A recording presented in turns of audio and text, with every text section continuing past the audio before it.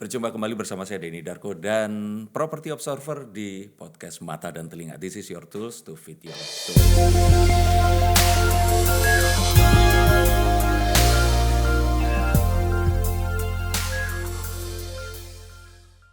Bersama saya, ini kalau dibaca di prompter itu panjang. Beliau ini adalah kalau saya cuman satu. Ini kalian pun nggak perlu saya jelasin.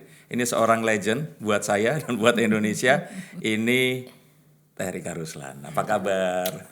Alhamdulillah. Saya aja nggak perlu menjelaskan. Kalau yang lain-lain tuh kayak panjang dijelasin. Ini nggak perlu, enak banget. Tapi banyak yang nggak tahu aku juga. Oh, belum tahu. Tapi saya ingat dulu waktu masih kuliah Teh, itu nonton di Saparua waktu itu, terus juga sampai pensi-pensi SMA saya datengin waktu itu. Aduh, itu masa-masa ini ya. Iya. Lagi girly-girlynya. Nah, bener. Tapi orang-orang ingetnya Teh Rika ini pakai turban dulu. Iya, betul kan? Betul. Nah, tapi gini, itu gimana sih ceritanya kok bisa menemukan inspirasi itu tahun itu? Mungkin sering cerita, tapi buat para milenial di sini yang ke bawah juga. Sebenarnya kalau ngelihat Teh Rika dari pemunculan pertama di The Groove ya sampai ujung itu aku kan selalu mikirin gimana orang bisa terlihat sesuatu dengan musiknya gitu. Yeah. Zaman The Groove awal kan rambut aku pendek gitu karena kan banyak musiknya nge-groove panas ya kalau panjang gitu. Terus jadi rambut selalu pendek. Album 1, 2 mulai tiba-tiba rambut aku dirasta, dijalin-jalin. Karena kalau yang bola plastik itu itu album 2. Enggak, itu rambutnya udah rasta ya? Belum, Hanya Karena Cinta. Karena udah mulai agak Brazilian, samba gitu kan. Jadi aku tuh sangat ngikutin kehendak hati ya, nggak ngikutin fashion apapun ya. Orang lagi gini yang bodo amat deh, gue buat apa yang aku pengen aja gitu. Begitu turban itu pas saya pisah sama The Groove, karena memang harus berpisah. Saya mulai masukin jazz etnik di dalam musik aku karena agreementnya anak-anak. Pada di sini nih di Tebet ya, saya dipanggil lah, Rick, kayaknya di album selanjutnya kamu udah nggak ada lagi sama kita. Wow. Terus? Jadi aku diberhentiin dari band itu, terus aku harus bikin musik yang berbeda dengan apa yang saya kerjakan di The Groove. Agak bingung awalnya karena The Groove itu kan aku yang gedein. Aku sama Yuke lah yang gedein. Dan cari teman-teman. Terus akhirnya aku balikin ke diri aku, memang dari kecil kan aku diajarin jazz sama papi. Karena papiku tuh pemain upright jazz gitu ya. Jadi aku mikir udahlah gue ambil jazz etnik yang saat itu memang orang belum ke situ gitu. Solo ya. Baru Krakatau dan segala macam. Jadi memasukkan udu, sentuhan suling segala macam. Nah, si turban ini menurut aku adalah salah satu ciri khas etnik yang kelihatan. Kalau kebaya kan kayaknya aku kan gebrek-gebrek ya orangnya ya. Tapi nggak mengganggu aktivitas ya. Jadi kalau pakai turban. Iya, kalau turban itu aku bisa pakai kain Lombok, kain Sumba, kain Bali. Jadi aku bisa cerita tentang Indonesia saat saya pergi keluar tanpa aku harus ribet. Kalau pakai hem gini juga bisa cocok juga. Bisa cocok. Jadi salah satunya sebetulnya aku sudah mulai menyukai budaya dan memasukkan itu pada saat aku lagi solo, karena waktu The Groove kan gak bisa banyak pakemnya ya. Namanya band. Jadi di album yang sendiri itu aku mulai memasukkan etnik-etnik Indonesianya dan memakai turban di kepala. Satu itu. 2, karena aku tuh males rambutnya dipegang-pegang orang. Sampai hari ini juga aku kadang-kadang ngeblowin sendiri dan gak bisa pakai hairspray. Jadi turban salah satu solusi. Kenapa gak bisa pakai hairspray? Pusing baunya. Oke. Baunya kan menyengat ya. Jadi turban itu salah satu solusi, aku nggak harus dipegang rambutnya oleh hairstylist. Terus biar agak tinggi, banyak gitu. Jadi alasannya banyak, tapi sebetulnya intinya adalah aku pengen mengenalkan Indonesia, kain Indonesia menurut aku keren saat itu. Dengan memakai di kepala, karena kalau di bawah kan kadang-kadang kamera cuma segini. Benar. Jadi apa yang kita bawa nggak gampang untuk di. Sama jumping dari si Rika Ruslan yang The Groove menjadi Rika Ruslan yang sudah sendiri. Oh, itu turban itu tadi ya. Nah, ini turban masih dipakai atau sekarang berarti udah dilepaskan? Nah, ada satu polemik lucu pada saat pakai turban. Sebenarnya saya pakai turban kan hanya fashion. Saya suka sekali turban aku tuh kayaknya banyak yang minta tutorial, tapi aku sampai hari ini belum kerjain dan sebetulnya kepengen sih. Cuman kendalanya aku kalau pakai turban tuh sesuai kain sama tangan, jadi nggak bisa duplicating gitu. Berarti beda-beda sebenarnya. Beda-beda selalu gimana hati, gimana geraknya gitu. Iya. Nah, karena keseringan pakai turban, jadi orang menyangka saya pakai hijab. Oke. Aku sering dimarahin kalau lagi pergi ke daerah karena tiba-tiba aku lagi belanja, aku rambutnya terurai.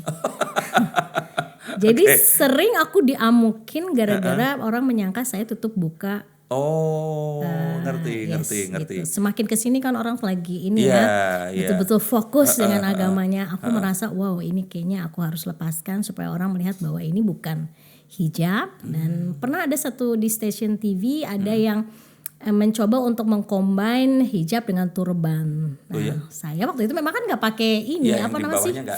Apa sih namanya ninja ya? Iya. Nggak pakai yang kesini nih. Iya. Terus dia bilang itu hijabnya salah gitu. Ada yang negur dan aku bilang sefanatik ini ya orang di sini sekarang. Jadi aku merasa harus aku lepasin supaya satu kemelekatan kan nggak bagus ya. Kemelekatan tuh tidak bagus. Betul. Dalam Quran aja dibilang nggak boleh ya. Jadi aku melepaskan biarkan orang tahu Rika Ruslan adalah perempuan yang punya prinsip, punya visi bukan karena fashionnya saja, bukan karena turbannya, tapi isi kepalanya punya yang ingin diomongin. Dan saya nggak mau diganggu dengan pertanyaan terus kenapa saya melepas hijab, karena saya belum berhijab gitu. Tapi unik loh, ini sesuatu yang kalau saya boleh bilang ya pengalaman yang orang nggak nyangka sampai bisa begitu gitu. Dan mungkin awalnya kan itu cuma 1 orang, 2 orang, 3 orang, tiba-tiba banyak banget sampai Terika yang udah ya itu tadi ya udah identik itu sampai harus dilepaskan. Tapi ngomong-ngomong budaya, Terika ini berarti lahir di Sukabumi ya? Sukabumi. Nah berarti orang Sunda kan memang. Orang Sunda pisan dan cinta Sunda pisan. Amin. Mam lagi masih Sunda pisan. Coba ceritain Teh, orang-orang ini kan tadi kan Teteh kan cerita kan kalau mungkin kalau generasi yang sekarang ya yang didengarkan kan lagu-lagu yang diciptain. Ciptain buat Om Iwan Fals juga kan. Betul. Dan juga untuk banyak penyanyi yang lain. Cuman awal mulanya bagaimana sih? Memang diplot untuk kayak tadi kan Papi ini musisi atau memang ini adalah sesuatu yang kayak menyimpang dalam hidup, kayak saya nih menyimpang kuliahnya naon terus ternyata sekarang jadi apa gitu, seperti itu. Coba Teh dari lahir dulu bagaimana ceritanya? Udah kepikir untuk jadi begini? Kepengen. Jadi kalau aku ngerasa kalau inget ya selalu teman-teman cerita kan kita kalau reunian masih suka ketemu kan sama teman SD ini. Lu tuh emang dari kecil udah nyantrik ya Rik gitu. Jadi saya SD mami cerita gitu. Disuruh apa sih kalau ujian akhir tuh kita bikin kayak drama musikal lah, nyanyi segala macam.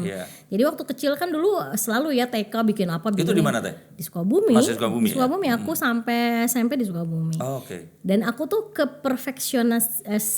perfectnya tuh udah kelihatan dari kecil gitu kan. Jadi aku latihan dikasih sama guru dan aku menghafal semua angle keluar masuk segala macam gitu. Nah teman-teman itu kayak ogah-ogahan gitu. Aku suka kesel kan. Dan saya waktu itu pas itu TK ya, belum SD nih TK. Begitu blockingnya di panggung pas hari H itu salah mereka. Dan aku ngambek di atas panggung. Anak TK loh kan, ya memang harusnya fun aja ya. Tapi udah punya perfeksionis udah seperti itu. Tapi kayaknya Papi udah mulai bisa melihat bahwa ini anak mesti terus diajak ngobrol karena kasihan nantinya kan. Saya kalau ngerjain apa-apa tuh fokus dan sementara kalau yang lain kan senang-senang. Dan guru juga bilang ke semua nggak bisa marahin Rika karena memang Rika selalu tanggung jawab dengan apa yang dikasih gitu. Beresin ini baru dia main gitu.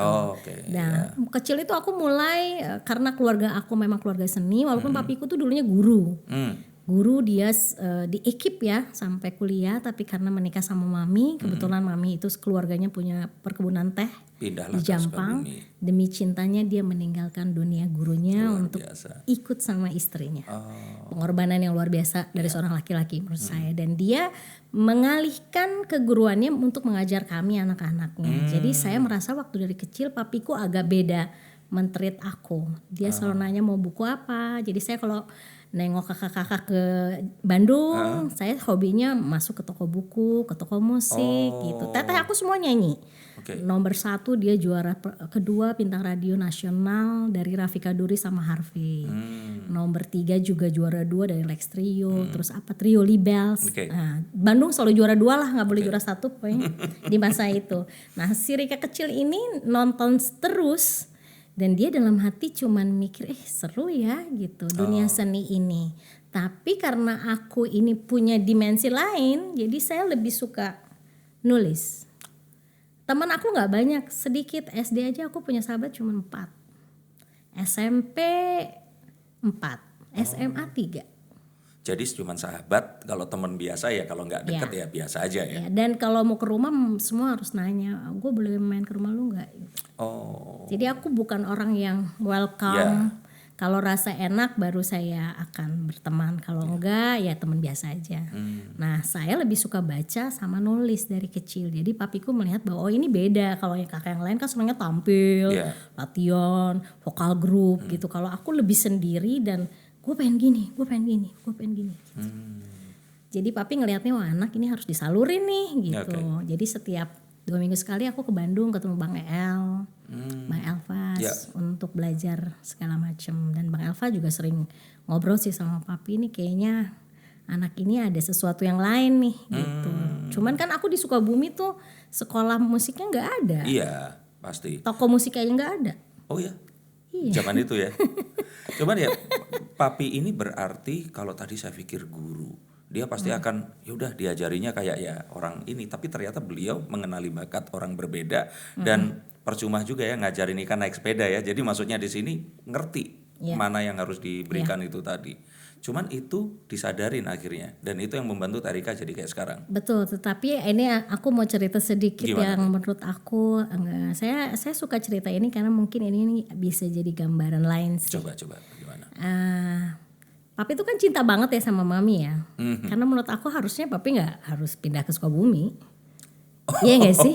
Lah, tapi kan mungkin berbeda dong zamannya, zaman itu dan zaman sekarang. Nah, ibu saya ini kakeknya orang Pakistan. Oke. Dan Islamnya sangat kuat.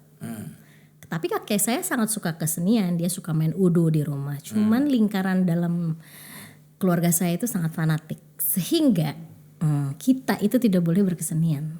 Oh, itu hanya zaman hobi, itu. ya. Oke. Jadi kakakku hanya ikut pertandingan tapi tidak boleh menekuninya. Dan saya berontak. Yang berontak cuma Tarika. Saya. Kakak-kakak ini enggak? Enggak. Oh, berontaknya gimana waktu itu? Berontaknya tetap bikin acara waktu SMA, tetap ikutan temen ngeband. Oh, yang marahin siapa biasanya kalau seperti itu? Keluarga besar. Oh, jadi kalau pas Kalau lebaran papi gitu. sama mami enggak. Oh, tapi papi mami itu mendukung malahan. Sebetulnya mereka mendukung tapi mereka tidak mau ribut. Jadi papi waktu itu bilang, saya nggak tahu cara bicara ke kamu tapi sebetulnya saya mengerti. Kamu pengen kuliah di IKJ, kamu pengen ngambil musik, tapi kasihan mami. Jadi akhirnya saya mendem itu, aku banyak nulis, semua lagu-lagu aku banyak aku tulis, tapi aku terus doa ya kalau memang ini jalannya. Saya nggak tahu juga waktu itu mau kuliah ngapain. Akhirnya aku ngambil sastra Prancis karena pengen kabur dari rumah. Oh. Sebenarnya aku ambil sastra Prancis bukan karena suka sastra Prancis, tapi aku pengen pergi dari lingkungan sehingga aku bisa menjadi diriku sendiri. Tetapi aku selalu bicara sama orang tua saya, aku begini gitu. Jadi semua lagu yang aku ciptain tuh semua ada di diary yang aku tulis dan makanya aku selalu bilang orang itu kadang-kadang kalau punya keinginan bilang aja ya, Tuhan tuh ngejadiinnya nggak tahu kapan. Gitu. Kalau ditanya Tarika sebetulnya pengen apa dari kecil nggak tahu. Loh, tapi di diary itu pernah ditulis? Pernah ditulis. Oke. Tapi saya nggak mau ngomong karena saya nggak takut nggak jadi dan nggak tahu juga ngejadiinnya. Karena di keluarga saya juga tidak ada yang hanya hobi semuanya dan alhamdulillah berkecukupan. Jadi nggak harus cari uang dari hobinya itu tadi. Hobinya itu. Jadi ya istilahnya dulu keluarga besar bilang ngapain nyanyi di kafe ngamen gitu, malu-maluin aja nantinya. Jadi aku mendem-mendem semua. Jadi mungkin ini juga buat orang tua ya, kesenian itu tidak semuanya buruk ya. Saya bisa membuktikan, malah waktu itu ke almarhum papi, saya bilang, "Pap, kalau saya boleh, gimana sih caranya biar boleh gitu?" Ya udah, kamu beresin kuliah. Karena setelah kuliah kamu punya sesuatu yang udah sarjana lah istilahnya ya. Kamu bisa fight.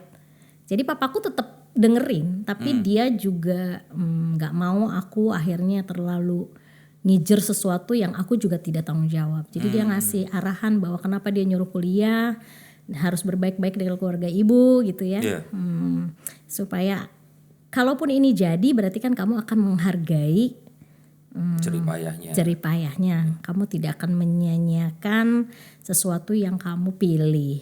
Satu itu. Dua, kamu harus menjaga nama keluarga, karena begitu kamu bisa lolos dan istilahnya kesenian ini jadi indah di mata keluarga, berarti kamu menyelamatkan generasi saya ke bawah untuk bisa terjun ke seni tanpa orang tuanya berpikir bahwa menjadi kesenian itu akan membuat anak ini jadi nakal. Mungkin karena terlalu sayang ya. Jadi aku akhirnya beresin kuliah, aku sempat kerja di Lancome sama Oriflame waktu itu. Karena memang friends ininya. Karena memang harus kerja dulu, kata papi, supaya saya nggak jadi seniman yang terlalu moody. Ya, jadi ada logikanya juga. Ada logikanya. Jadi kalau aku ngelihat papiku mempersiapkan saya untuk, karena dia tahu saya itu kan nggak bisa diatur. Dan tapi gini Teh, kalau saat kita menyadari diri kita nggak bisa diatur, malah kita harus let it free itu terjadi, atau memang harus dibalance dengan sesuatu yang bertanggung jawab. Harus seperti itu berarti. Ya. Karena kalau misalnya menurut saya, kalau dulu kan saya banyak nggak ngerti ya, kenapa aku disuruh ini, tapi ujung saya launching Satu Mimpiku, papiku masih ada. Wah, dia hadir dan dia bangga sekali sama aku. Dia bilang saya sudah selesai. Dan pergi. Ini cerita yang awalnya memang penuh struggle tapi akhirnya indah. Nah, kalau kasih pesan untuk, kalau tadi kan untuk orang tua jangan seperti itu. Tapi kalau untuk anak-anak yang sekarang ini merasa bahwa ya apapun yang mereka lakukan ini tidak disupport sama lingkungannya, haruskah? Kalau dulu kan nulis diary, sekarang kan nggak ada diary, Tay. Nah, selain ada lah, tinggal beli di Gramedia. Tapi kan orang sekarang biasanya nulisnya di Instagram. Kan kebaca orang. Nah iya, makanya. Cuman maksudnya gini, apa saran dari Teteh untuk mereka ini agar mereka tetap berpegang pada mimpi? Sebenarnya menurut aku ada orang yang memang mencapai ke sana mudah. Itu juga sebetulnya ujian sih. Saat muda kan mempertahankannya susah. Iya gak sih? Tapi saat kita susah, kita lebih kuat mempertahankan itu karena kita sudah ditonjok ABCD gitu. Kayak saya kan akhirnya papiku sakit ya pas saya kuliah itu. Jadi saya harus kerja. Jadi sebetulnya aku akan ngomong rahasia hidup itu gak pernah tahu loh. Tuhan itu hari ini nih kita gini, besok ngapain kita gak tahu. Tapi kalau kita berbuat benar terus, menyelesaikan sesuatu dengan baik, saya rasa apapun akan jadi beres gitu. Misalnya waktu itu saya kuliah, sekolah saya beres, SMA saya beres, kuliah saya lulus, nilai bagus. Jadi kalaupun gak jadi penyanyi, saya bisa kerja di kedutaan. Jadi papi bilang hidup jangan punya satu tangan, kamu dikasih dua berarti kiri dan kanan. Jadi dia mempersiapkan apapun dalam hidup karena dia khawatir putrinya yang aneh ini, yang agak keras ini takut tidak mampu untuk berhadapan dengan dunia hiburan ini. Nah kalau tadi dibilang pertanyaan seperti itu, menurut saya ya kita harus kejar mimpinya, tetapi harus cari tahu dulu gitu, passionnya kita tuh di mana. Misalnya kayak saya suka di seni, tapi aku nggak bisa nyanyi dangdut, nggak bisa, dan sekarang juga kalau suruh nyanyi Mandarin nggak bisa gitu. Jadi aku mencari sesuatu yang passion aku, yang menurut aku seneng banget dan aku kulik. Nah saat itu pun nyampe ke bikin The Groove aja atau ngeluarin album aku aja kan susah. Di jazz aku nggak diterima, di pop aku nggak diterima, SMA gue lari dari rumah nggak bilang ke Jakarta sama temen-temen, ngasih demo ditolak. Jadi sebetulnya aku mungkin kali aku nggak ini ya, nggak bener kata ibuku gitu. Nggak bisa orang kayak kamu di kesenian, karena orang di kesenian itu harus nurut-nurut aja. Iya. Disuruh produser ke kiri, ayo. Iya. Potong rambut, ayo. Betul. Pakai baju ini, ayo. Sementara aku kan banyak aturan. Iya. Iya. Bener kali, akhirnya aku nyerah. Jadi begitu SMA aku berhasil bikin lagu Dahulu Hayalan, di SMA 2 aku diajakin temanku, yuk ke Jakarta. Ya udah ayo, supirin barengan tuh berempat. Ketemu berapa label, sampai situ disuruh nyanyi lagu. Aku bilang ya aku nyanyi tuh waktu itu, Fly Me to the Moon. Oh kamu suka jazz? Iya, siapa aja? Aku ditanya. Saya suka Tante Margie gini-gini. Mukanya udah mulai gini. Dipikirnya mau dijadiin apa waktu itu sama mereka? Dia kan kalau dulu penyanyi harus dites kan, dia nyanyi. Bukan, maksudnya produsernya waktu itu berpikir Terika ini mau dijadiin apa? Iya, Jangan betul. alirannya beda lagi. Memang karena aku nyanyi kan lagu-lagu lama kayak gitu kan. Terus apalagi tahu lagu ini, banyak yang nggak tahu juga gitu kan. Terus akhirnya aku bilang, tapi saya nulis lagu loh dengan pede karena aku happy kan bisa nulis lagu kayak Titik Puspa dong gue gitu. Lagu apa itu, jelek lagunya. Jadi si Dahulu Hayalan saat itu pokoknya dibilang lagu jelek, dan udahlah kamu kayaknya nggak, suara kamu oke, muka kamu juga oke, tapi kalau kamu bawa diri kamu pengen gini ya nggak bisa.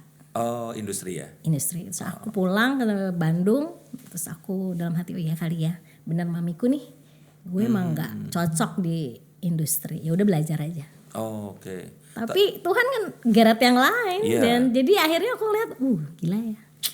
Iya, makanya kalau dari cerita tadi kan artinya kan pengen masuk tapi rejection. Tapi dimasukin dengan cara yang berbeda. Malah di sini bisa influence banyak orang. Dan kalau dibilang berarti sebenarnya lagu yang diciptakan sama Terika pun itu bisa menciptakan ke banyak penyanyi dengan banyak ini yang karakter vokal yang berbeda ya. Iya. Atau waktu itu Terika pernah nggak sih bikin lagu tapi terus aduh kayaknya nggak gini deh yang saya bayangin, jadi beda gitu di orang ini tadi, atau lagu itu harusnya seperti itu? Satu-satunya lagu yang aku bikin tanpa aku tahu siapa yang mau nyanyi cuman izinkan. Oke. Aku menyayangimu, karena itu buat papi saya. Oh. Sisanya itu saya belajar dulu tentang si penyanyinya. Loh, Om Iwan waktu itu gimana ceritanya bisa akhirnya berjodoh? Jadi habis dari album 1, papiku kan meninggal tuh.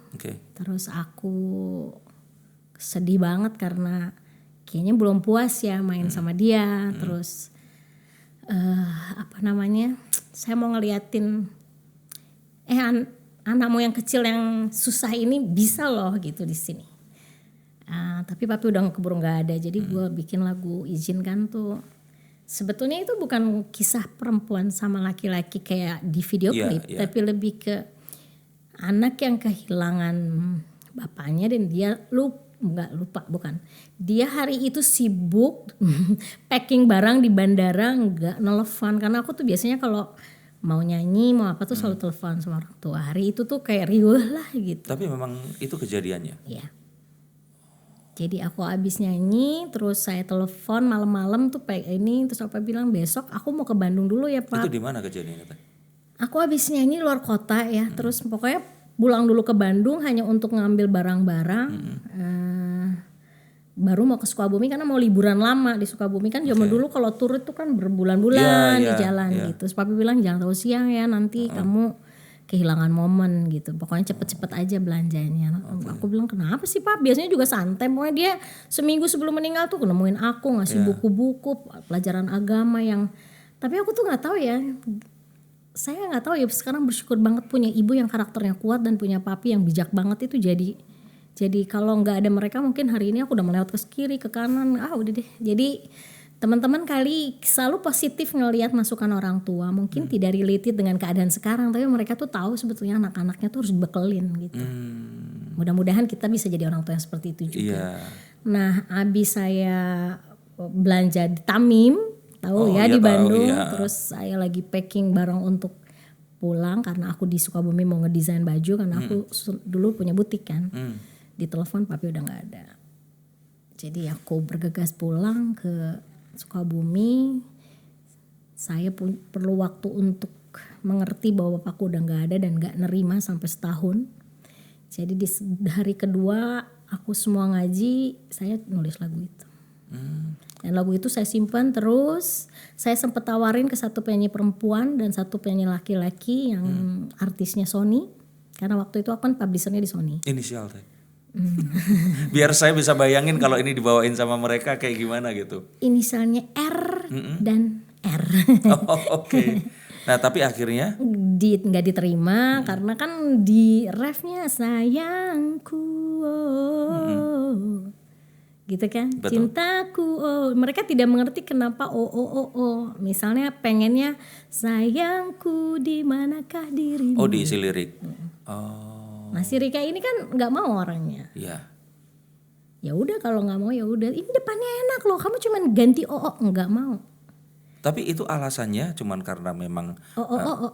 bukan Teh Rika ini memang ya udah saklek seperti itu, atau kenapa kok memilih itu waktu itu? Itu kan sedih tuh maksudnya. Ya, Jadi kan aku udah nggak bisa ketemu. Jadi itu buat aku meaningnya adalah deep, jauh gitu ke dunia yang nggak bisa lagi aku ketemu saat ini mungkin nanti. Jadi aku ngerasa aku punya alasan ini nggak mau diganti. Itu buat aku kayak suara hati yang paling dalam yang gue nggak bisa bunyiin gitu. Nah sudah lagu itu nggak jadi, aku simpen. Tiba-tiba Musika telepon aku, Bang Iwan Fales mau bikin album kompilasi dan ada 2 lagu yang diciptakan orang lain slotnya. Satu laki-laki, satu perempuan, hanya 2 orang saja. Penciptanya satu laki-laki, satu perempuan. Laki-lakinya sudah dapat Pongki. Aku lelaki ya. Perempuannya belum ada. Gitu. Aku bilang aku punya lagu sih Bu, tapi ini lagu nggak mau diapa-apain, jadi terima bulat ya liriknya, nadanya gitu. Tapi bener langsung saat itu juga. Terus aku kirimin 10 menit, aku udah kemarin aja ditolak gitu. Ya udahlah gitu. Ya biarin aja, itu kan lagu buat papi saya. Iya. Terus 10 menit kemudian ditelepon sama Bu Acin, Rik, ini ada yang mau ngomong. Rika, gue suka lagunya, diambil. Itu Om Iwan. Iya, 10 menit. Om Iwan yang langsung ngomong itu. Iya, terus di speaker dia nanyain, apa sih cerita lagu ini? Aku bilang sama Bang Iwan alamin sekarang sebetulnya. Bang Iwan kan baru kehilangan Galang. Iya. Dan aku memang doa lagu ini dibawakan oleh seseorang yang punya karismatik dan baik, dan kayaknya Tuhan memang nunggu sang pemilik lagu itu. Jadi menurut saya lagu juga punya jodohnya ya. Iya. Jadi begitu take, Bang Erwin Gutawa telepon, aku ceritain ini lagunya tentang ini, makanya soundnya kan kalau kita dengerin deep banget. Betul. Ya, nggak kayak Bang Iwan ya. Iya. Banyak Hammond bunyi-bunyian kayak gitu. Rika mau datang nggak take vokal? Nggak mau.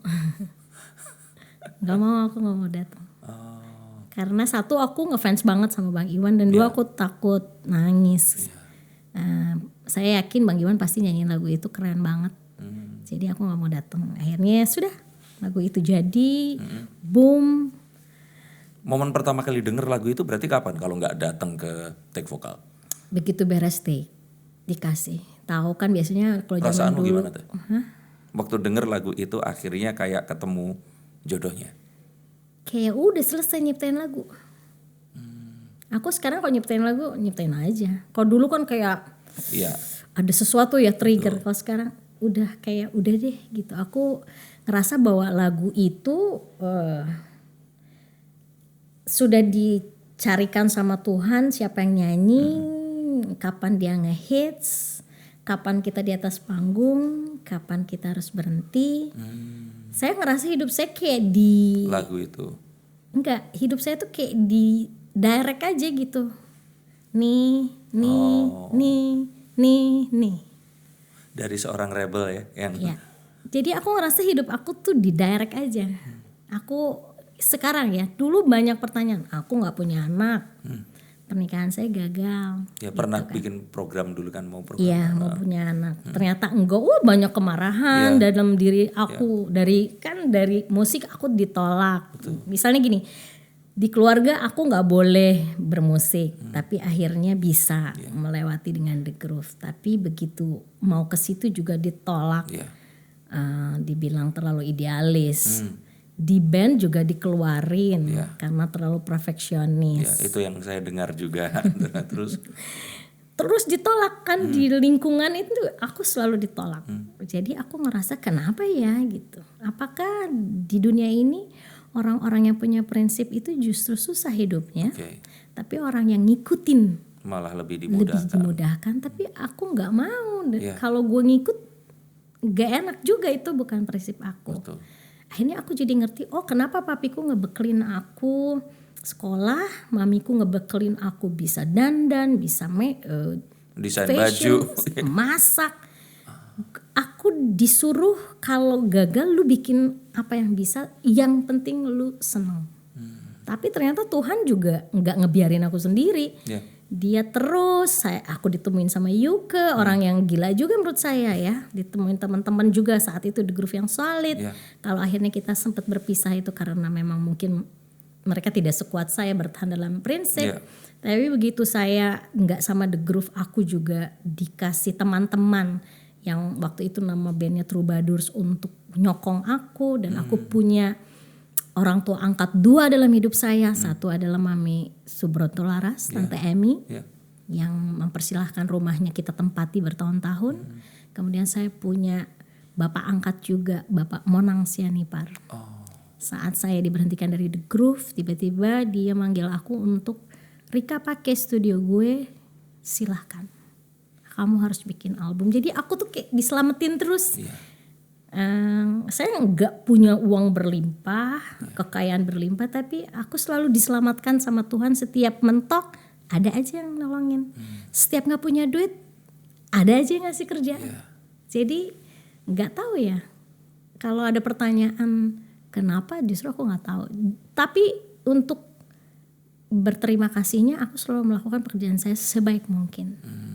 Karena mungkin itu yang bisa nyelamatin hidup kita kalau kita keras ya orangnya. Misalnya kayak tadi pertanyaannya, Teh kalau kita punya prinsip ya itu, selesaikan semua pekerjaan dengan baik. Pada saat kita di hire orang, kita harus lebih mengerjakannya. Misalnya diminta 8 ya lu kasih 10. Karena kita bukan orang yang suka nurut dan kita bukan penjilat. Kalau orang yang gitu kan. Tapi kalau orang keras-keras kayak saya yang punya prinsip, berarti kita selalu harus mengerjakan sesuatu bagus sama berikan yang terbaik, sehingga apapun juga jadi kalah. Ya nggak sih, ada orang kayak gini, aduh tapi bagus ya udahlah gitu. Dan akhirnya ketemu sama orang-orang yang mungkin ya waktu ini studio pakai karena melihat kecintaan pada etnik atau hal-hal yang memang akhirnya kita miliki dan itu terpancar juga ya Teh. Betul, jadi aku sama Vicky waktu itu jadi dekat karena Pak Monang merasa bahwa anak yang bungsu juga perlu kakak mentor gitu. Jadi aku sama Vicky beriringan bikin Indonesia Beauty segala macam barengan. Saya bikin judulnya waktu itu Mata Ketiga, album saya. Dekat sini banget kan? Iya. Gitu, akhirnya aku bisa keliling-keliling ke Malaysia, ke Singapura lewat Mata Ketiga yang justru sama The Groove belum. Saya sendiri justru lebih menjaring luas. Tapi album itu memang di sini nggak populer, malah beberapa radio di Malaysia dan Singapura yang banyak puter. Tapi buat aku, karena aku dari awal nggak mikirin aku pengen ngetop ya, cuman pengen berkarya, jadi nggak jadi apa ya, kok gue nggak seperti ini ya gitu, nggak ada kayak gitu. Dan jadi aku jalan aja sih, yang penting gue tuh senang nyanyi aja udah. Senang bisa mewujudkan cita-cita gue dari kecil bahwa menyanyi itu adalah hal yang sangat membuat kita bisa mengeluarkan isi hati tanpa menyinggung perasaan orang lain. Iya benar ya. Kalau sekarang anak-anak sekarang itu no mention, nulis sesuatu di Facebook, enggak Facebook ketuaan, di Instagram atau apa gitu, padahal statusnya nagih utang atau apa. Kalau dulu bikin musik ya Teh ya. Penguasa Benar. Beri hamba uang. Kan gak marah-marah. Iya benar. Walaupun akhirnya ditangkap ya. Ditangkap. Semua laku 10 ditangkap. Iya benar. Tapi maksudnya sekarang juga ada lah musisi yang begitu. Ada, Harusnya iya. aku nunggu loh kelahiran Iwan Fals baru. Masa nggak ada, harus ada dong. Walaupun setelah beliau ini jadi sepuh ya, terus lagunya baru romantisnya sekarang ini. Ya kasihan atuh Mas Mo. Harus regenerasi dong. Teh, sekarang tadi kan sesuatu yang sangat personal buat Teteh tentang, dan memang podcast ini kita membahas tentang itu tadi. Bahwa sesuatu yang kita dulu sekolahnya apa, kita dulu latar belakang apa, terus ternyata kok kita ada di mana, dan ternyata memang hidup itu membawa kita ke arah yang memang kita kadang-kadang seringnya nggak nyangka gitu. Nah, tapi sekarang antar generasi ini, saya tuh pengen menunjukkan bagaimana Terika dulu itu ya seseorang yang apa ya, kalau orang bilang itu ya memang akhirnya berbeda, tapi ini keren gitu. Dan ini satu nilai yang ingin disampaikan ke banyak orang, terutama yang kalau tadi kan Iwan Fals berikutnya. Nah, biar Rika Ruslan yang sekarang masih muda, mungkin mereka sekarang itu lagi tadi menghadapi rejection dan sebagainya. Coba Teh diceritain.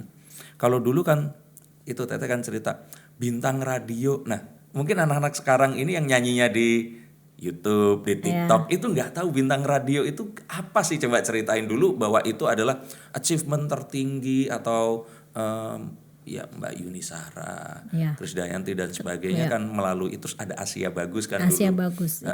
Aku juara loh Asia Bagus. Iya makanya. Tapi nggak boleh pergi. Oh karena? Nggak boleh. Sama keluarga. Nah, ini kan jadi sesuatu yang kalau anak-anak sekarang kan nggak tahu Asia Bagus itu apa dan sebagainya.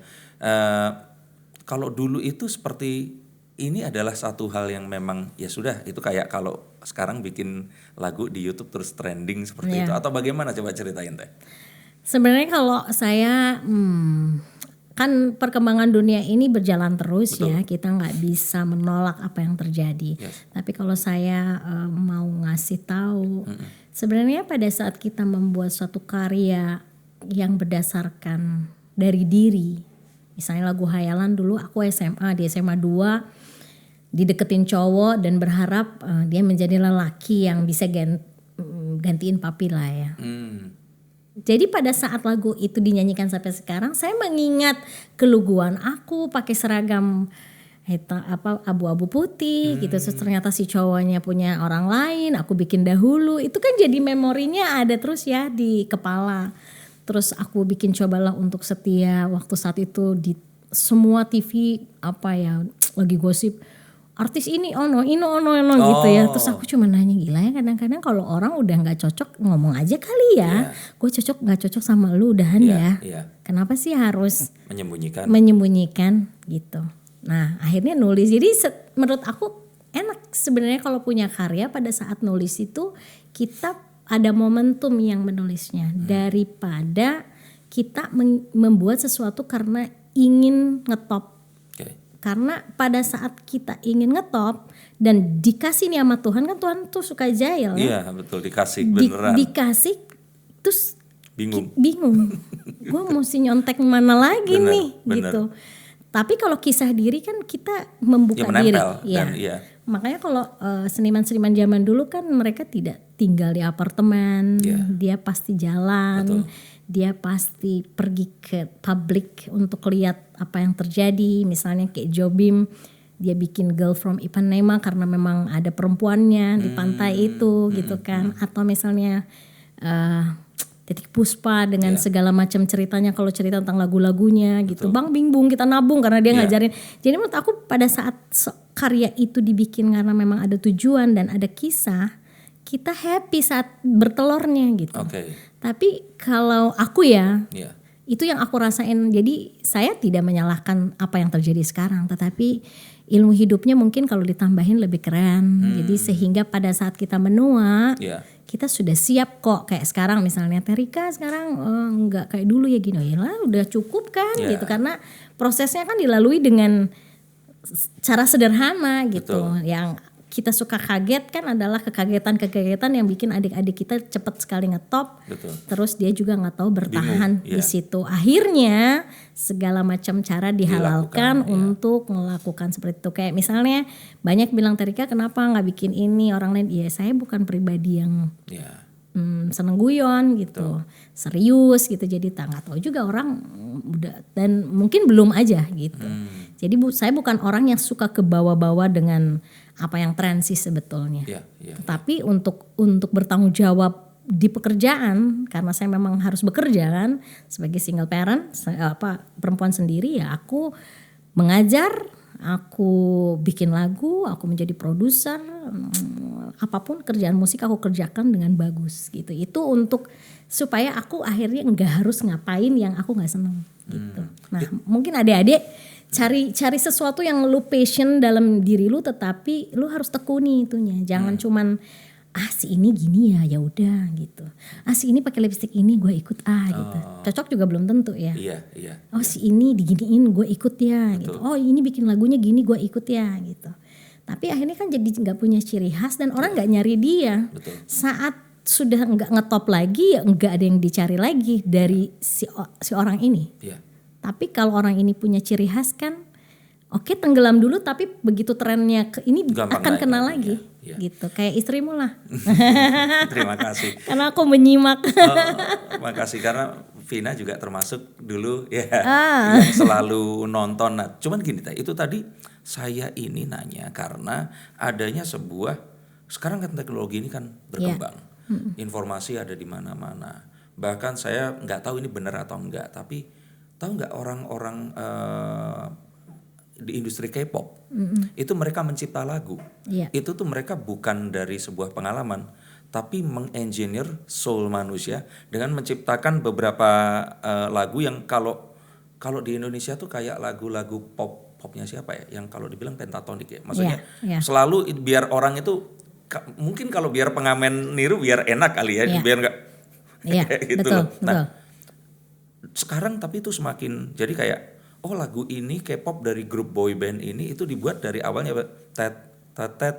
kalau itu Blackpink kayak gitu, itu kan sesuatu yang itu bukan dari pengalaman tapi benar-benar engineer. Jadi kayak apa ya, apakah itu pendekatan yang betul untuk musik?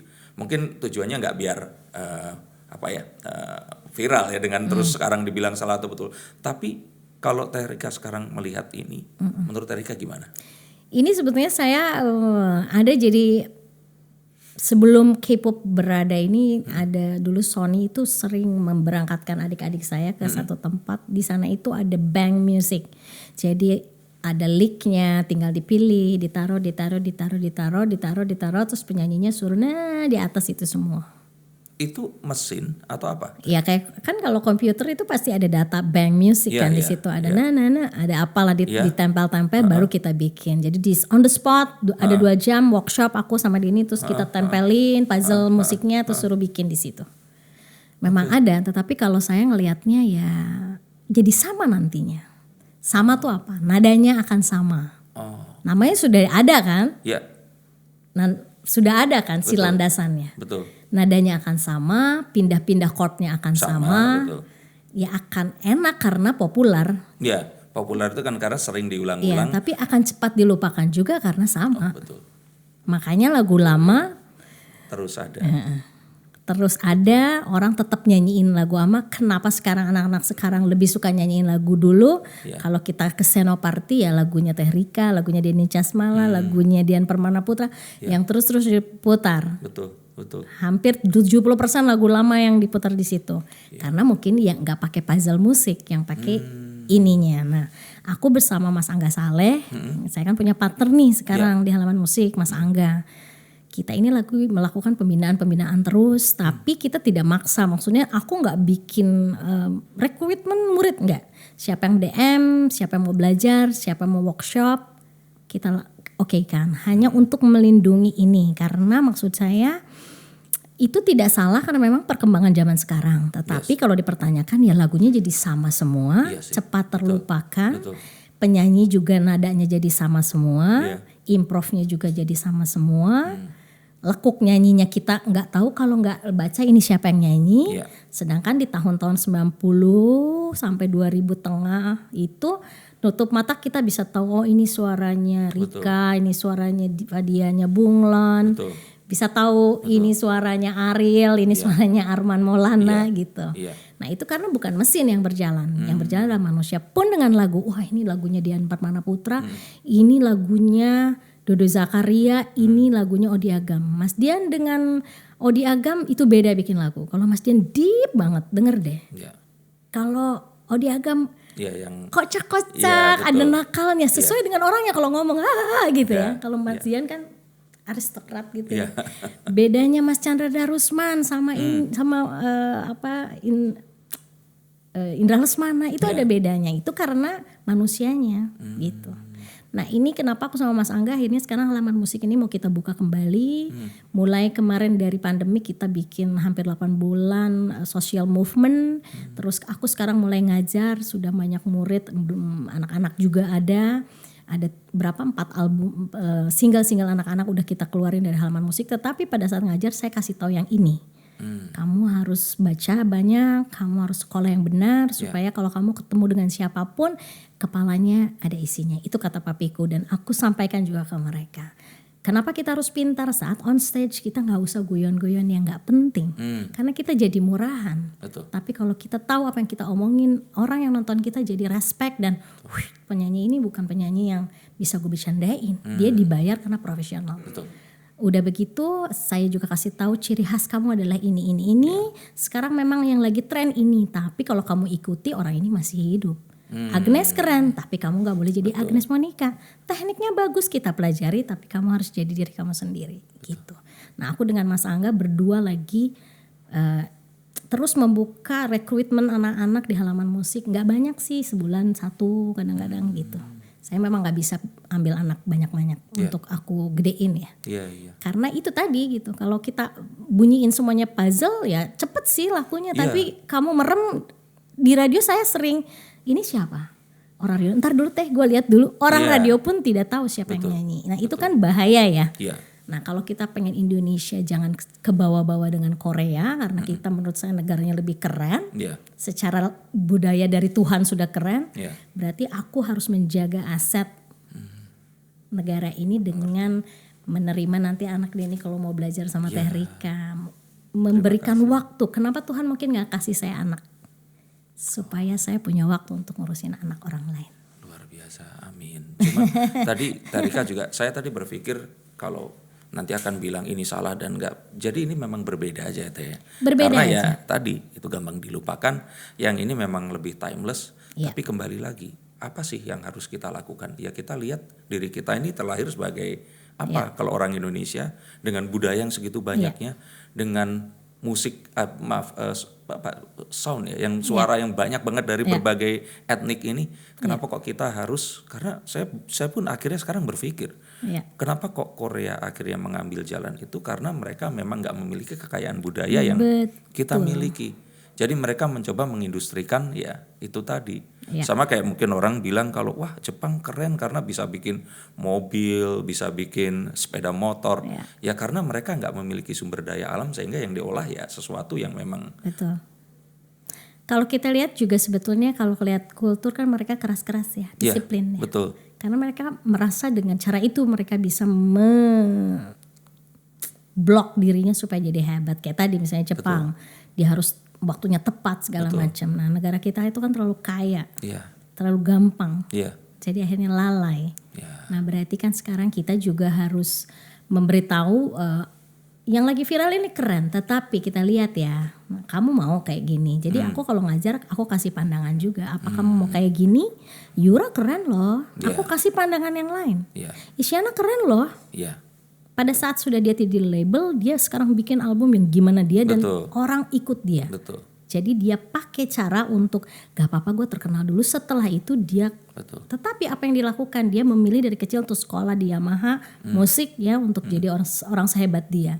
Berarti si kepalanya kan bagus. Jadi aku selalu mencari contoh yang kekinian diberikan kepada murid-murid aku bukan contoh di tahun aku karena Iya. mereka sudah tidak kenal Dan saya. beda. Ya. Jadi itu kayaknya guru pun sekarang harus mikir kalau ngajar karena memang sekarang kan teknologinya lebih canggih ya. Betul. Orang tua udah bobo, anak-anak masih bisa buka-buka, istilahnya seperti itu. Tetapi maksud aku yang harus diingatkan bahwa alamiah, analog itu akan lebih abadi. Karena alat itu bisa mati, alat itu bisa rusak, tapi kalau saya aja mati, karya saya masih ada gitu. Betul. Jadi itu harus diiming-imingi sehingga mereka punya sudut pandang yang lain, enggak cuman berteman dengan gadgetnya doang gitu. Musik juga sama menurut aku. Lu bisa pakai program, tapi lu harus ngerti drum aslinya kayak gimana, bass aslinya kayak gimana, sehingga begitu lo bikin program itu human jadinya gitu, bukan alat musik, dan kamu bisa jadi ciri khas dengan pemikiran kamu, bukan ngikutin ngejiplak ngambil dari ini ditempelin, akhirnya setelah semua ditempelin kamu mau nempelin apa lagi. Betul. Gitu. Iya. Yang terakhir Teh, kalau memang untuk orang-orang yang akhirnya menekuni sesuatu yang kita ini kan orang dengan profesi yang berbeda dengan orang-orang lain, apakah pernah mikirin kayak waduh nanti tadi kan seperti tadi Kak sampaikan, kalau lagi pengen apa tiba-tiba dikasih, uang juga pas lagi perlu tiba-tiba dapat. Itu masih terjadi dari dulu sampai sekarang. Perlu nggak sih orang-orang di sini takut, atau untuk keluarga-keluarga bapak ibu papi mami yang lain ini yang takut nanti anak gue makan apa jadi penyanyi? Iya kalau terkenal kayak Teh Rika, kalau ternyata ya tadi itu ikut pencarian bakat terus tiba-tiba hilang aja seperti itu. Nah, gimana sih cara untuk mengatur agar ya kita tetap bisa berkreasi, tapi namanya cash flow itu tetap ada gitu Teh? Ya itu tadi saya mencoba kalau lagi di atas, aku tidak aji mumpung.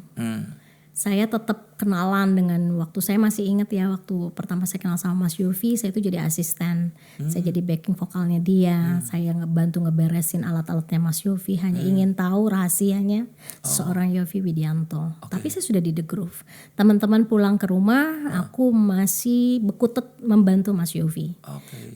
Saya berkenalan dengan Indra Lesmana, saya juga pengen tahu, saya menawarkan diri untuk jadi backing. Gila lu ya penyanyi The Groove, nggak apa-apa mas gitu. Karena buat saya ilmu itu tidak boleh habis, harus banyak senjatanya gitu. Jadi pada saat setelah kita banyak senjata, kita bisa banting setir kiri kanan kok untuk kita tetap punya finance yang cukup menurut saya. Tapi ternyata karena saya dulu banyak dengerin kalau orang ngomong ya, kayak Mas Faris ngomong saya dengerin, Om Idang Rashida almarhum ngomong saya dengerin. Jadi pada saat saya dikasih tugas nih, Rik, tiba-tiba waktu itu sama Teh Ii, Rik lu ikut di AVI ya? Hah? Ngapain? Jadi juri. Tahun berapa kan? 80.000 loh sehari. Terus aku dikasih cara nih, gini, foto, buang gini-gini. Dari Kang Hari Rusli sama Teh Ii. Jadi begitu saya buka diri pada senior, aku dapat ilmu yang gak harus sekolah. Ya, satu.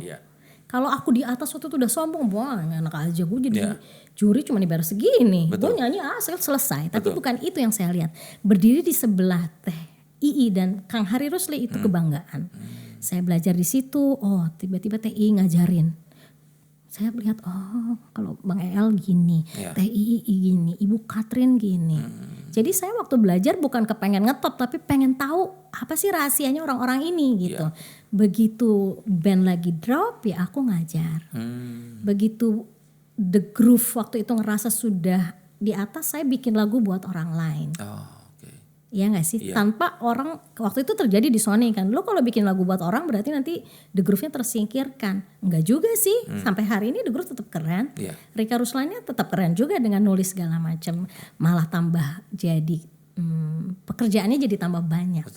Satu hari TV nyuruh saya direktur vokal anak-anak sinetron. Weh, iya gak sih? Jadi kru dong gue. Tapi aku seneng, aku nata vokal anak-anak sinetron, aku ajarin Prilly, Aliando, apa segala macem. Jadi menurut saya sumber hidup itu kita sendiri sih yang membuka dan nutup, ya nggak sih? Kalau kita males, bauan lah ya. Kalau orang bilang, ini pekerjaan kelas gue nih, gue ambil. Nah, lu akan mati. Tapi kalau kita ngelihat bahwa apa yang disuruh itu adalah bagian dari kesenangan, karena masih passionnya aku. Aku nggak ngerasa apa-apa. Aku duduk sama kru-kru. Biasanya kan Rika Ruslan di depan, dikasih lampu-lampu. Ini duduk di belakang nungguin artis datang satu-satu, ya nggak? Tapi aku happy dan aku senang begitu artis itu keren di atas panggung. Dan akhirnya itu jadi pekerjaan. Kemarin aja pandemik, orang stop kerja, aku tetap kerja. Luar biasa. Dari hari 1 sampai sekarang. Dan sekarang orang mulai ngajar online, apa aku ketahuan. Nah kan, mungkin si COVID ini juga Tuhan ngajarin kita back to basic. Iya, dan orang yang agar punya tangannya nggak cuma satu.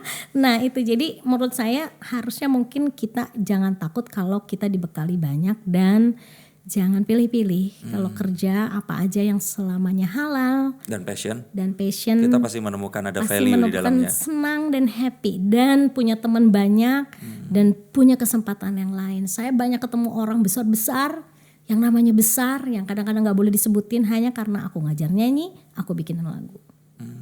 Dan aku tidak pansos ya begitu ketemu mereka aku kakok-kakok karena ada orang yang tidak mau juga gitu. Betul. Jadi saya kalau menjawab pertanyaan tadi mungkin untuk bertahan di dalam sistem ini gak boleh ngelihat ke satu titik aja, ini gelas-gelas aja, tapi lo harus lihat sekelilingnya dan lo harus legowo untuk menerima Tuhan lagi ngatur ke bawah, ke atas, ke kiri, ke kanan. Happy aja dan bangga aja. Kan aku gak ngemis. Bener.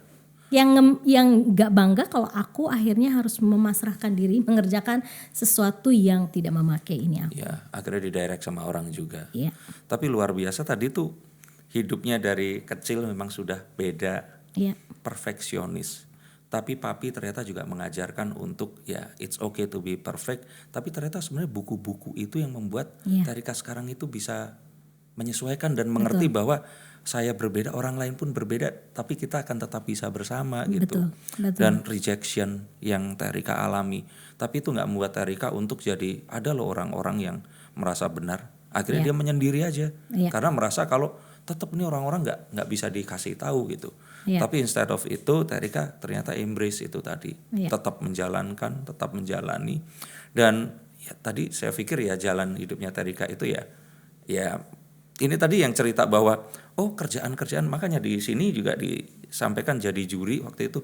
Saya cuman kepikir waktu itu jadi juri apa karena nggak enak atau apa karena diminta ya. Tapi ada satu hal yang memang tadi benar banget, bahwa itu kalau kita misalkan nanya atau misalkan Mas Yofi buka sekolah pun ilmu yang didapat waktu ngeberesin alatnya, tahu di belakang improvisasinya beliau dan itu nggak akan diceritain juga karena memang itu harus dialamin gitu. Betul. Apprenticing berarti itu sesuatu yang ini banyak banget yang luar biasa. Justru menurut aku saat kita lagi di atas itu kita akan gampang nemuin orang, tetapi bukan untuk social life kalau saya. Saya justru ingin tahu kenapa dia hebat dan aku curi ilmunya untuk saya pakai sendiri karena aku tahu saya bukan pribadi yang sedang diatur. Saya harus membuka lapangan kerjaan. Nah, contoh terakhir yang waktu pandemik, semua kan hilang ya. Saya punya partner, tiba-tiba dikasih Tuhan namanya Mas Angga. Mas Angga lagi jenuh sama pekerjaannya, aku lagi sendirian juga karena mungkin orang pusing ngelihat aku banyak pengen. Ternyata Mas Angga bilang, wah kalau untuk misi sosial aku mau ikut sama kamu. Jadi Tuhan juga ngasih lagi partner kerja yang ritmiknya sama-sama aku dan sampai hari ini alhamdulillah saya lagi bikin story of my life. Satu bentuk karya awalnya yang volume 1 itu ada 8-10 lagu.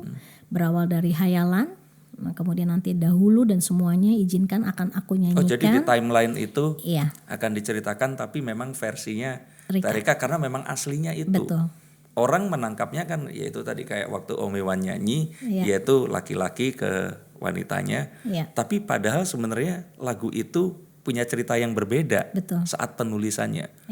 Ini kapan akan rilis? Jadi sekarang lagi pengerjaan, makanya nggak tahu gimana saya semalam aja sebelum kesini tuh mikir ya Allah baik banget sama aku saat orang lagi begini aku bisa mengerjakan album yang menurut aku mungkin justru lagi nggak pandemik aku nggak bisa kali gitu. Saya nggak punya waktu dan biayanya berapa pun saya nggak tahu, tiba-tiba ada terus untuk mengerjakannya. Dan pada saat waktu itu mau dibungkus aku juga bilang ke Mas Angga dua-dua aja dulu Mas. Saya ngopi di Subo waktu itu ada Arif, Intan sama Arya ya. Teh Rika mau bikin apa? Aku mau minjem tempat kamu dong buat syuting. Mau bikin ini aku tapi single-single. Kenapa single-single teh? Bungkus aja di piringan hitam. Wah, gue gak ngerti. Terus dia ngeluarin satu piringan hitam yang mereka produksi pertama kali dan membuat mereka sangat bangga adalah Glenn Fredly sebelum meninggal. Dan dia menawarkan ke aku sekarang. Dia bilang, Teh, nggak tahu kenapa kita tiba-tiba duduk di sini. Aku ngerasa aku harus bikinin ini buat Teteh karena sudah waktunya. Itu doa aja enggak? Teh Rika kan nggak pernah berdoa pengen bikin itu. Pernah. Ya bukan, piringan hitam.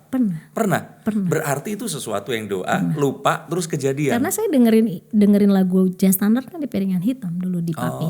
Dan itu membayangkan mungkin enggak seperti itu. Karena saya nggak tahu juga nyetaknya di mana. Iya. Akhirnya dia kasih tahu bla bla bla bla. Aku cuman oke, berapa tapi harus 6 bulan. Jadi sekarang kita lagi susun dan ternyata piringan hitam tuh treatmentnya beda dengan kita bikin CD sama digital. Mixingnya lain, treatmentnya lain dan semua master saya kan ada di satu label. Aku harus nol bikin semuanya. Akhirnya Mas Angga bergegas membereskan semua hak saya sebagai penulis lagu. Di situ juga akhirnya saya menemukan, oh kenapa ternyata saya harus bikin sekarang. Sekarang ini penulis lagu lagi gak dapet haknya, belum. Teh Rika pernah cerita tentang lagu yang diputar di kafe itu urusannya gimana? Saya pernah baca tuh waktu itu. Jadi sampai hari ini kalau kita lihat penulis lagu memang belum mendapat hak yang seharusnya seindah penyanyinya. Negara juga belum terlalu mengkerucut untuk memikirkan aset lagu-lagu Indonesia. Betul. Kita dapat tahunan tapi belum seperti seharusnya. Jadi saya harus speak up bicara sebagai penulis lagu yang untuk juga penyanyi mengajak semua penulis lagu, ayo kita ambil hak kita dan kita perjuangkan. Karena ini adalah baby, our baby. Betul. Kita gak bisa bikin hits setiap hari. Kalau saya hitung hits aku yang banget-banget misalnya ada 10 itu kendaraan yang dikasih Tuhan. Tuhan nguji aku apakah berani lu mau rawat atau lu mau biarin. Anak lu lahirin terus mau diapain. Betul. Nah ini tanggung jawab saya dengan Mas Angga untuk menyelesaikan keresahan saya. Dan ini ternyata yang Papi bilang, kamu kalau mau jadi penyanyi harus berjuang, bukan hanya cari uang. Itu terakhir dia sebelum meninggal dan aku jadi gila ya, orang tua saya hebat banget. Jadi aku sekarang lagi berjuang lewat vinyl ini untuk bicara tentang hak-haknya penulis lagu. Banyak yang mempertanyakan kenapa bikin ini, kan The Groove-nya masih keren. Iya, The Groove kan sudah jalan mobilnya. Tapi penulis lagu masih tetap. Jadi Rika tidak mungkin mengajak The Groove untuk bicara ini. Saya harus bicara sendiri untuk bilang bahwa ayo semua yang memakai lagu penulis lagu, 1 izin, 2 mention. Semua TV, radio, media pakai lagu orang, izin. Setidaknya mention. Kalau sudah mendapatkan penghasilan, bagi pada kita, orangnya sudah ada keturunannya. Lo bikin streaming lo udah gede, bayar hak royaltinya, biar hidup lo selamat.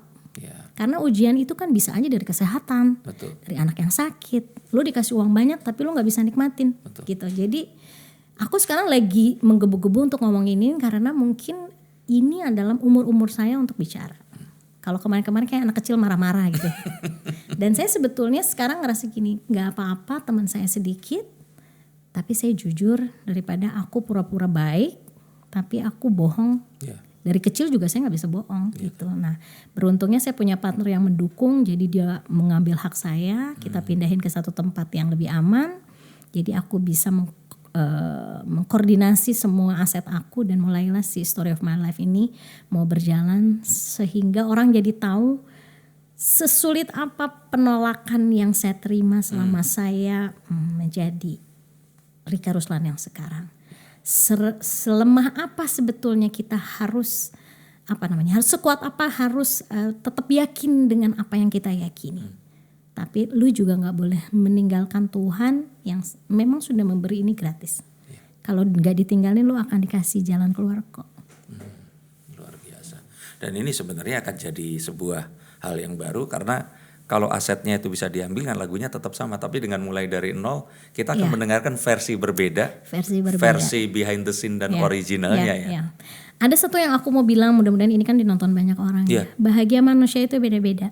Saya pernah waktu itu dalam satu label dibilang, kenapa Rika kalau bikinin lagu buat orang sangat cair dan meledak, begitu diri sendiri jadi susah. Kamu nggak mau kayak orang si ini, punya mobil rumah di sini, mobilnya ini. Nah ini. betul itu. Saya cuma bilang kan bahagia orang beda-beda. Saya belum tentu bahagia punya mobil yang aku kalau di jalan orang ngeliatin aku bingung parkirnya harus di mana. Aku juga mungkin gak bahagia kalau aku nggak bisa ke pasar karena aku masih suka ke pasar pagi-pagi ya. Jadi ini bahagia gue gitu. Jadi aku memang hampir nggak iri kalau ngeliat orang beli sesuatu yang aku nggak bisa. Tapi sebenarnya orang itu yang iri kok bisa jadi Teh Rika yang ya itu tadi bisa nggak iri karena kadang apalagi anak-anak sekarang lihat Instagram, lihat ini rambutnya kok begini, diapain, pakai skincare apa dan sebagainya. Dan lucunya semua barang-barang yang punya aku tuh yang menurut orang wow itu banyaknya hadiah dari murid, hadiah dari artis yang lagunya ngetop dikasih. Jadi aku senang. Jadi kan sebenarnya ya itu ya, saat kita tahu bahwa kapasitas kita adalah seperti ini dan Tuhan ngasih Rika Ruslan rumahnya di Cibubur di satu tempat yang terpencil, ya itu adalah rezekinya yang aku syukuri gitu. Yang kadang-kadang membuat orang gelisah kan kalau kita lihat terus ya, kok teman gue udah beli ini ya, ini gini, jadi resah, ini jadi polemik gitu. Tapi begitu aku menikmati bahwa enggak, aku memang happy kok rumah aku di sudut. Kiri kanannya perkampungan, gue kalau pergi-pergi bisa nitipin ya rumah aku jarang dikunci kadang-kadang gitu kan. Kalau aku pulang malam kan ya udahlah mamiku kan, udahlah mam, maksudnya pagernya gitu. Tapi tetangga kan pada nungguin. Jadi sebetulnya menurut aku kunci hidup itu ya lu coba mahamin aja deh gitu, apa yang dikasih itu pasti yang terbaik buat kita. Amin. Story of My Life kapan akan diluncurkan? Jadi insya Allah itu tanggal 23 Januari ini akan buka PU. Karena 23 Maret itu 23 tahun saya ada di industri musik. Jadi akan dibuka PO karena kita sepakatnya kita nggak cetak banyak-banyak. Jadi ya saya kepengen orang yang memesan vinil ini atau piringan hitam itu benar-benar orang yang mau koleksi. Dan lamanya memang kenapa harus PO itu dicetaknya 6 bulan. Dan Indonesia belum bisa mencetak piringan hitam. Impor itu ya. Kalau nggak ke Jepang, ke Amerika gitu. Terus platformnya akan dikenalkan untuk generasi yang sekarang atau tidak? Digital tetap ada. Di YouTube seperti itu? Iya, tapi mungkin hanya 3 yang saya lepasin. Juni 13 ada lagu di Cahaya Rembulan, itu lagu buat papi saya sama mami saya. Karena aku pengen mengucapkan terima kasih ya buat orang tua saya yang mendidik saya begitu keras dan disiplin abis. Sehingga aku juga waktu itu kesel gitu ya, kenapa aku begini nggak boleh, tapi akhirnya ternyata mereka nggak mau saya dengan gampang meraih apapun supaya saya kuat gitu. Nah mungkin yang kemarin keluar di November Hayalan, ini lagi bikin pesta hayalan, lomba nyanyi. Lomba nyanyi yang akan aku pilih adalah orang-orang yang punya estetika berbeda. Nah, kemudian 23 Maret mungkin akan keluar dahulu karena umurnya 23 tahun. Dan bulan Juni akan keluar di Cahaya Rembulan untuk mami dan papi. Setelah itu stop dulu sampai finalnya keluar. Luar biasa. Gitu. Kalau ada satu lagu yang mungkin nanti Vina boleh buatkan lukisannya. Oh mau. Nanti akan pasti dia seneng banget. Bagaimana kalau collab dalam videonya? Wah boleh. Luar biasa. Makanya maksud saya gini, saya selalu bilang kalau kita punya sesuatu harus ngomong dengan semua orang. Karena nah itu kayak di Subo saya duduk, saya dapat hadiah dicetakin piringan hitam. Saya nggak bayar loh, mereka yang cetakin. Makanya ini sesuatu yang apa ya akhirnya ketemu gitu loh. Dan saya yakin nih Vina kalau di sini pasti happy banget. Ayo kita ketemu. Karena harus percaya Tuhan pasti kasih lingkaran yang sesuai. Amin. Di ujung hidup kita. Kalau kita ikhlas dengan apa yang dikasih sama dia. Tapi kalau kita keluar dari jalannya dia akan biarin selalu deh. Luar biasa banget, inspiratif sekali. Teh Rika terima kasih ya. Sama-sama, aku seneng loh bisa ngobrol di sini. Aku juga kaget akhirnya mau gitu dan diantara kesibukannya gitu loh. Karena saya sudah mempelajari apa sih. Mudah-mudahan aku bisa menjadi sumber inspirasi buat perempuan-perempuan atau anak-anak yang punya tidak pada umumnya ya. Karena aku merasa dari kecil aku tidak umum. Saya susah bergaul, saya susah punya teman. Jadi memang untuk anak-anak seperti itu orang tua harus menyediakan waktu mencari tahu passionnya dia apa. tapi memang akhirnya yang bukan kebanyakan ini akan jadi pemimpin teh. Amin, Jadi amin, leadernya mengarahkan Indonesia nanti ke arah yang lebih baik. Amin. Amin. Aduh Terima bener kasih. ya, Vina bener ya. Pasti janji. Abis ini kita Iya, WA terus ya. siap. Oke, terima kasih Terika. Sama-sama. Terima kasih untuk kalian semua yang Ya. sudah menonton dan tetap menonton podcast Mata dan Telinga bersama saya Denny Darko dan Property Observer because this is your tools to feed your soul. Sampai jumpa dan salam.